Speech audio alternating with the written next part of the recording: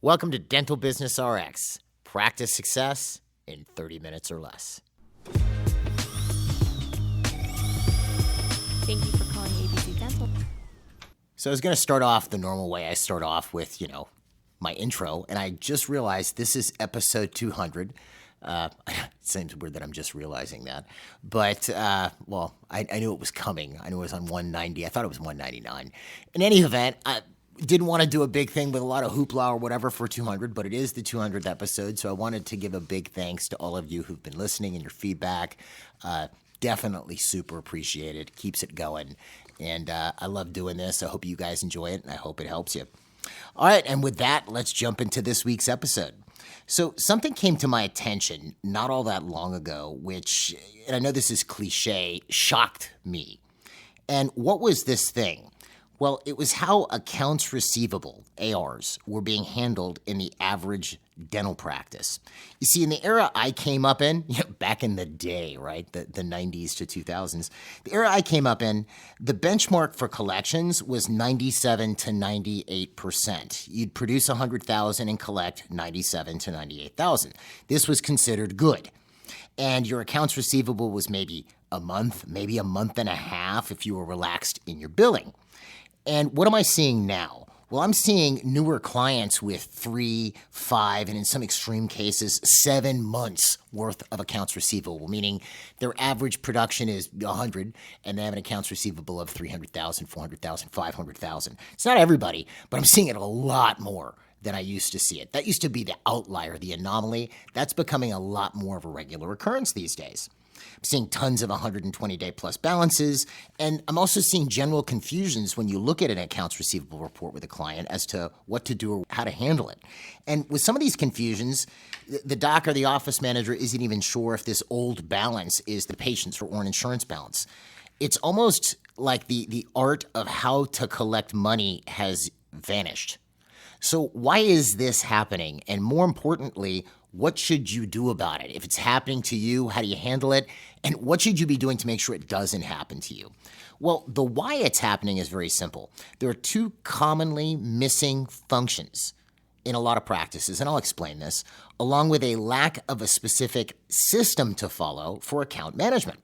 And that's what I want to talk about in this week's episode. And to be clear, I'm going to be focusing on collecting patient balances, not insurance balances. And while they do relate to some degree, as I'll cover, that'll be a whole other episode. I'll also be following up in a week or 2 with an episode on what to do about problem accounts. And listen, I'm not exaggerating when I say that if you just follow the simple system I'm going to give you in this week's episode or some variant that works for your practice, it can help you recover the thousands or potentially tens or hundreds of thousands of dollars you're missing out on. My name is Jeff Blumberg, and I'm your host. And I just mentioned the reason behind most of this mess is 2 things, missing functions and no system. So let's start with the missing functions, and then I'll roll out the system. And to explain, let's look at how an uncollected patient balance is born. Usually it is one of 2 ways. 1 is bad financial arrangements, or 2 is misestimating insurance participation, which would also include getting alternate benefits or something along those lines. You were expecting $500 and you got $350, or you thought the insurance company would pay X amount and they really only pay that less $20, right? So misestimating the amount. So let's take a look first at bad financial arrangements, which really plays into a lot of what I've talked about in prior episodes, because a lot of it's a sales thing. But part of it is having a proper financial policy in your practice. And by that, I don't mean the thing you have patients sign saying that they're responsible for whatever balances they have. I'm talking about an internal policy that your staff follow on what to do about patient co-payments, okay, or what the patient is going to owe and how these monies are collected. Whether it's you want paid in full, half down, however you want to set this thing up, you have to have a policy on this thing. And this policy is useful for a couple of reasons. 1, it gives everybody a guideline as to what you expect A patient balance of X amount, the patient has three options to pay. They can pay in full and save 5%.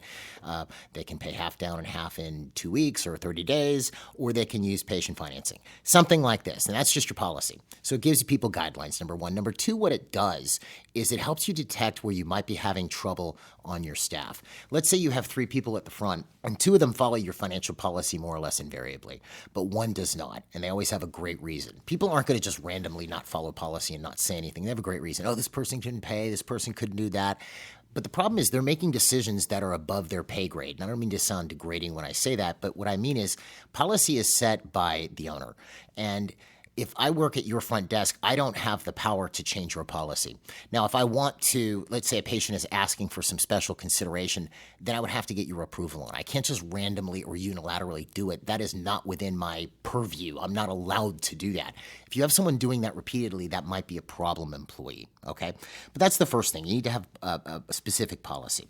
And obviously, with a patient balance, let's say it's you're doing financial arrangements and the patient has no insurance, that's pretty simple. It's a $5,000 treatment plan. They got to pay $5,000 according to your office policy, whatever that might be, half down, paid in full, etc.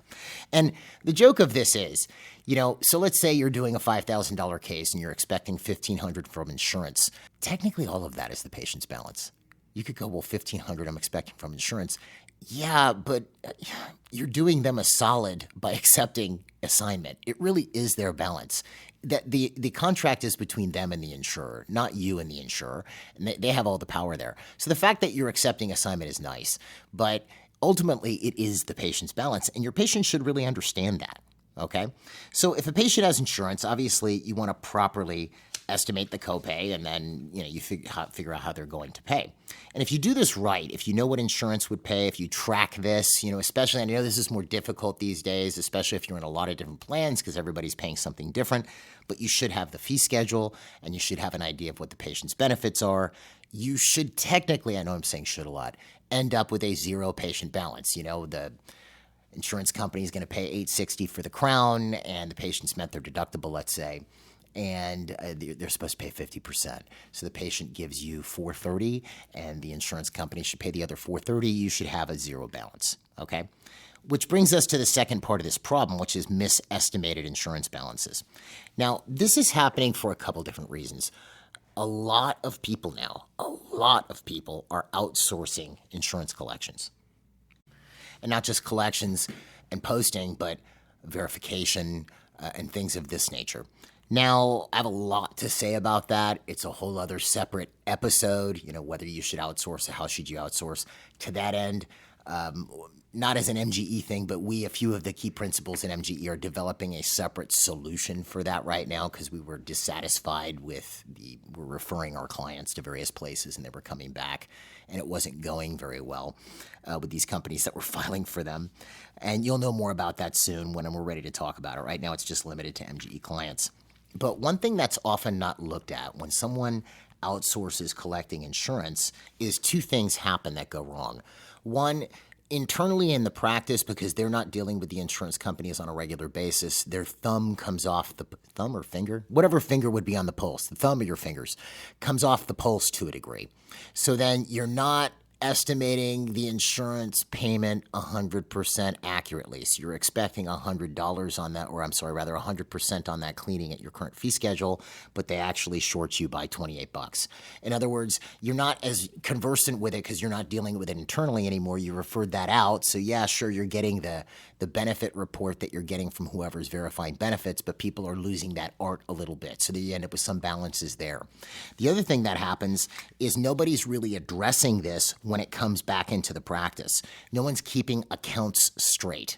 So this is a big deal. Nothing will, and I'm going to use this word, piss people off more than you telling them or someone telling them that they owe money that they don't, or that they think they don't. If I sent you a statement saying you owe MGE X amount of dollars, right? You're like, what are you talking about, Jeff? And then I sent it to you again and then threatened to send you to collections. You'd be pissed, okay? People get very upset about bad accounting. So let's give you an example of this. So patient, you misestimate benefits. You're just filing for a cleaning exam, x-rays, right? And then it comes back and the insurance company pays $28 less than you were expecting. Okay. Number one, that's not being tracked down anymore like it used to be. I've seen some offices that don't even send statements. So the person posting this payment is this outside service you're using. So they post it in your software that the insurance company paid X amount, but nobody's looking and going, oh my gosh, we have a $28 balance. And I know that doesn't seem like a lot, but those start to add up after a while. Okay, they really do. So then you've got the $28 balance and it's just sitting there. And sometimes they post it incorrectly. So they don't show that $28 balance as patient balance. It just shows as insurance balance. And nobody pays any further attention to it. No one's no one's going through accounts and digging through accounts because you don't have an internal financial coordinator anymore because you've outsourced this. You have a treatment coordinator who's closing cases, but no one's actually tracking patient accounts. So then it keeps showing up on this patient's ledger at 120 days now that they owe you $28, right? And maybe the insurance company is expected to pay. And then it just goes into oblivion from there, okay? And in some cases, you're not even statementing the patient because whoever you outsourced it to posted it incorrectly and it shows as an insurance balance. Or the patient had no idea as to why they have a $28 balance. Their insurance was supposed to pay 100%. So you've got these two functions. One, people aren't estimating insurances correctly. Number one. Number two, nobody is actually keeping accounts straight. So if you're outsourcing and this was something that as we were building our solution that was important to me, if someone comes to you, or let's say, I post a payment for you and you have a balance that's now due from the patient, I have to let you know somehow so that you can take action is the whole point. Otherwise, it just sits there and starts to accumulate on your AR, okay? And it's worse if it's not posted correctly. So someone watching the AR, cleaning up the AR, monitoring the AR, that's a big, or AR meaning accounts receivable, that's a big, big missing function or a hat that doesn't get worn in a lot of cases, when people outsource to an outside service to file insurance. So now if you no longer have a financial coordinator because you've outsourced this, maybe the office manager has to do it part-time. The point is somebody has to do it and start reviewing accounts as, these companies are posting payments for you to figure out, why does this person still have a balance so that you don't end up with a big incorrect accounts receivable. Because in there might be inaccurate balances that are uncollectible, but also there may be balances in there that are collectible that you're not going after. Or worse, you may have something listed as a patient balance that might be an insurance balance. And you know how it is with insurance companies. You have windows within which to file. 90 days in some cases, or 6 months. If it's unfiled, it's just gone, in which case you're going to eat the balance anyway. So this is where that function has to exist, where there's at least some account oversight in the practice. If you don't have a financial coordinator, it might have to be the OM until you can get somebody else to at least take care of it part-time. Most of the heavy lifting is being done by whoever you've outsourced it to, but the account management has to be done internally. All right, so what is this simple system to tackle and ensure you don't end up with patient balances? Well, what I'm going to go over with you comes from our financial coordinator training course on our online platform, DDS Success. I'll put a link to it on the episode webpage. DDS Success is a subscription-based platform. This is my shameless plug, folks. I have to have at least one, right? Subscription-based platform. It includes 11 people, the doctor, and up to 10 staff. And there's all kinds of positional training, financial coordinator, schedule coordinator, treatment coordinator, etc. There's no contracts. It's month to month. It's $289 a month. I have a special for Dental Business RX listeners, and the code is RX269. You can save $20 a month. And the stuff I'll be going with you today includes stuff from that course specifically on managing accounts, which includes all the downloadables, the letters, the notices, etc., which you can download on this week's episode webpage. These forms we all did as Word docs. They're not fancy, so you can edit them, as you please to have it work for you. All right, so as you get this system going, there's a few things you have to know. First thing is you're going to have to decide how you want to deliver notices to patients, statements, collection letters, or letters that they have a balance to you. I'm still a fan of snail mail, especially if it's a letter from a doctor's office that I see. I'm very apt to open it. My email is glutted. I have 9 email addresses, so it's sometimes tough to keep track of it. So if you're going to do email, fine, or text, or whatever you're going to do, whatever works for you. But I would definitely advise that you do some degree of snail mail with these letters that I'm going to be referring to in this system. You also have to have how you want to get paid. In some cases, you can include a link or a QR code they can scan in order to enter a credit card number or something like this. I mean, if you want to go old school, you can put a postage paid return envelope in there. You get a little business reply envelope account, or a business reply account, which you put money on account with the post office and people can send it in with no postage due. That's old school, where they can drop a check in there. Most people don't pay by check anymore, so you want to include in whatever letters you're sending out how you want to get paid. Scan this QR code, go to this website, etc. You should probably set, as you set up your system, a threshold as to what degree of balance gets a phone call. So let's say in your practice, you decide if a patient owes you $150 or more, you expected, let's say, I don't know, $500 from the insurance company, and the insurance company gave you an alternate benefit and paid $300, so left a $200 balance. You might make a phone call with that, as well as any other letters you might send out. So you have to set that for your practice. What would be the threshold? If you don't really have a number, I'm going to suggest $150. It's usually worth it. If I put an employee on the phone to collect $150 and it takes him 10 minutes, that's worth it, okay? I'm not going to have people calling patients for $10 balances. That just seems like a waste of time, okay? And again, when you implement any collection system, it's important that accounts are correct. Okay, that's that function I was talking about earlier, or you're going to upset people. And then you have to have somewhere to send accounts when the patient does not pay. Now, this assumes that the account is correct, the balance is correct, and they just haven't paid after you've run them through this series of notices that I'm going to explain to you. You have to send them somewhere to get, to get the money collected. A lot of people will use a collections agency. I'm going to recommend a collections attorney would be better. Not a specific one. You can find one in your area. Seems to have a little bit more teeth. I've had more success dealing with those. An attorney who does collections has a little bit more teeth to it as opposed to just a random collections agency. All right, so how does this all work? Well, the first thing is when you sit down with a patient to do financial arrangements, regardless of the case, it's a $2,500 case, you're expecting $1,500 from insurance, and you've collected a $1,000 copayment from the patient, right? Whatever the size case, the patient has to understand that what you're expecting from the insurance company is estimated. It's estimated, and lots of things can happen. This is to the best of your knowledge, your best estimate, and obviously you want to make sure you're as close as you possibly can. But any amount the insurance company does not pay is the patient's responsibility. They have to thoroughly understand that, because otherwise it just gets ridiculous. Well, you didn't. It is. Ultimately, it's their responsibility. So I would make that clear with any financial arrangements that you do. Okay, so what's the system? I'm going to give you the general overview, and then I'm going to give you an example. Essentially, the system is you do a procedure on a patient, they pay their copayment, you bill the insurance. Insurance pays, and there's a little bit of money left over that the patient owes. Okay, so the first notice they're going to get is something called an EOB letter. We call it the EOB letter. Basically, it's an immediate notice that they still have a balance on account after their insurance paid. And I'm going to go through this with you in a second. Then, obviously, if it's a balance over $150, you would call. And by the way, I'm not just giving you the, as downloadables, I'm not just giving you the letters and stuff. I'm giving you the actual handout which explains this system, okay? So you don't have to, write all this down. It's in the handout with all the dates and everything. So you got your EOB letter, bigger balance, they call. Okay. Then they get their statement on whatever day you do your statements, okay? Then they get, if they haven't paid after the statement date, they get a second notice. And then you send a statement. If they haven't paid by then, they get a third notice. Then you send your statement, and then there's a fourth and final notice, and then eventually the patient is sent to collections. And again, like I recommend, a collections attorney. So let's walk this system through, and you'll kind of see how this works. So let's say you have Mrs. Jones, who's a patient, and Mrs. Jones has a crown done on May 25th, okay? Crown costs $1,200. Her estimated copayment is $700. She pays that. You bill her insurance company for the remaining $500. On the 17th of June, okay, now I'm throwing dates out there. If you're listening in the car, this may get confusing, but again, this is all in my handout, okay, so don't freak out, okay? On the 17th of June, you get your payment from the insurance company. They only pay $390. They didn't pay the $500 for whatever reason. It was a, posterior crown, which they only cover stainless steel crowns, which... Yeah, okay, because they're 6, right? Anyway, whatever. They're not.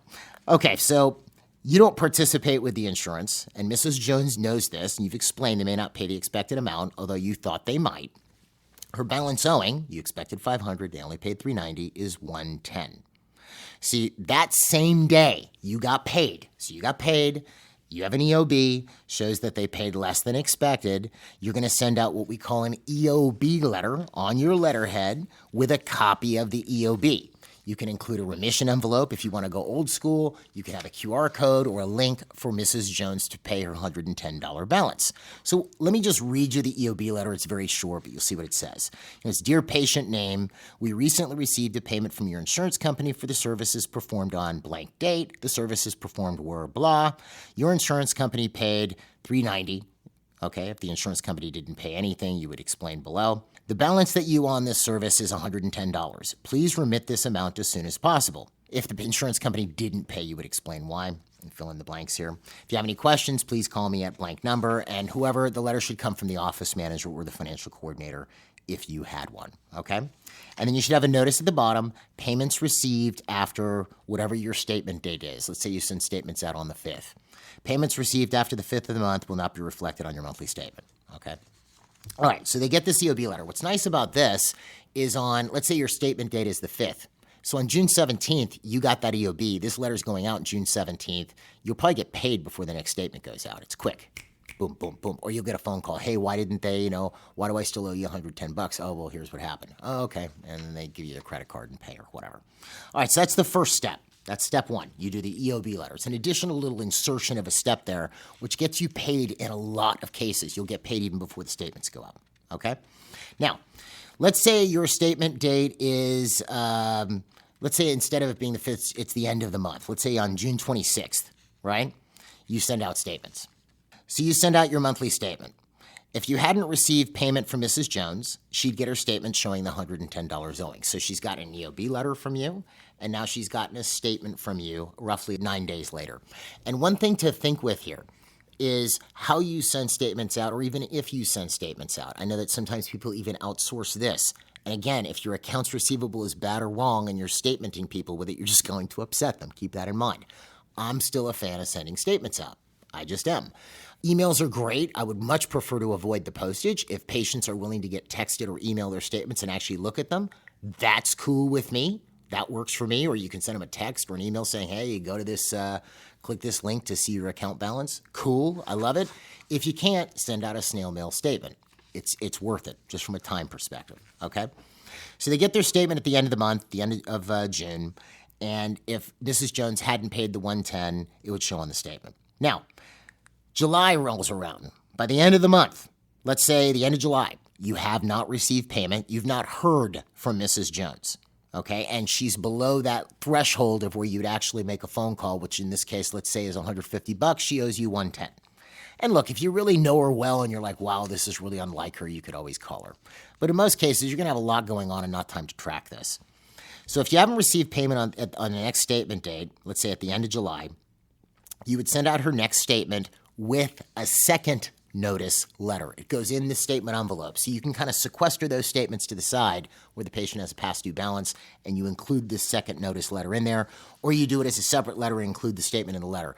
They may see the statement and ignore it, whereas if it's a letter on your letterhead from your practice with the statement in there, it might get noticed a little bit better. This is a very short and sweet letter. What does it say? And again, this is downloadable, folks. You don't have to write it down. It's in there. It says, Dear patient name, our records indicate that you have past due balance of, in this case, $110.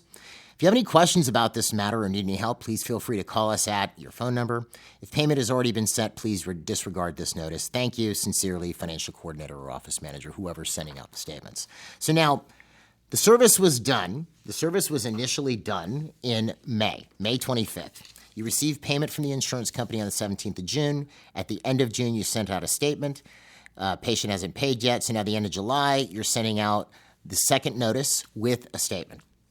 Now, let's say you send out statements at the end of the month and your due date is the 15th, which is what you should do. Give them 15 to 20 days to pay. But let's say the due date was the 15th. So, you sent out the statements in June. The due date was July 15th. And then you sent them out at the end of July. You hadn't been paid.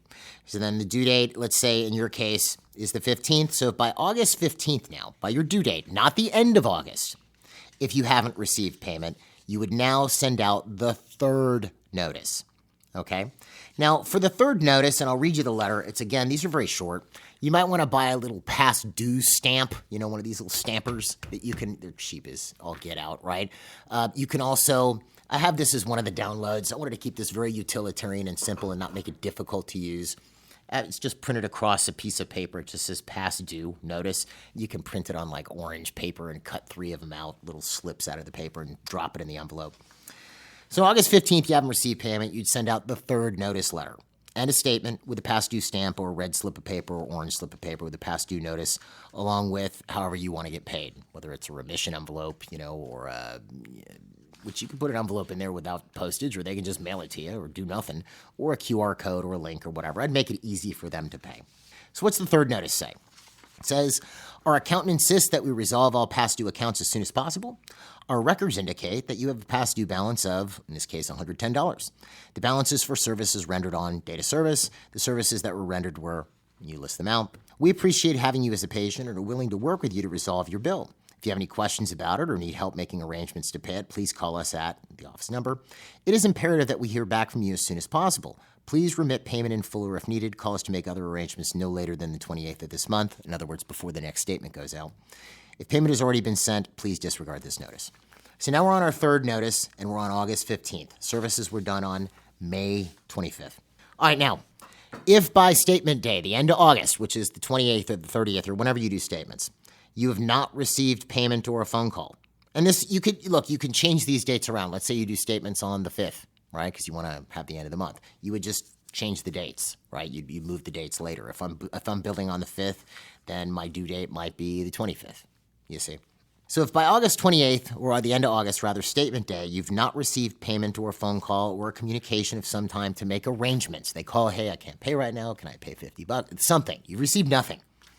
You would send out the final notice letter, which is with a statement along with a final notice stamp or a red slip of paper with final notice and demand printed on it along with however you want to get paid, remission envelope or whatever.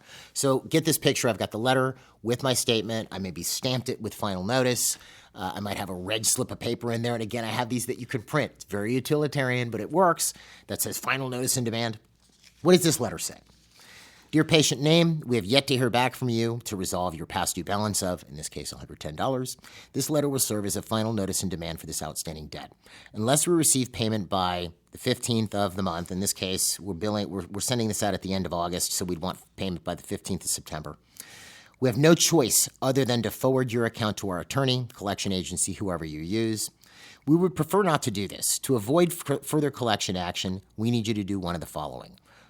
Remit payment in full of $110 by the 15th of, in this case, September, or call our office before the 15th to set up a payment agreement. Partial payments would not be accepted unless arrangements are made with our office beforehand. Please contact our office at your phone number to let us know what you intend to do. If payment has already been sent, please disregard this notice. This letter should come from the office manager. The other ones came from let's say you had a financial coordinator who was doing this. This one comes from the office manager. We want a little bit more teeth in it at this point. All right, so we've sent this out at the end of August. Let's say September 15th, we still have no payment. We shoot this over to whoever's doing our collections agency, attorney, etc.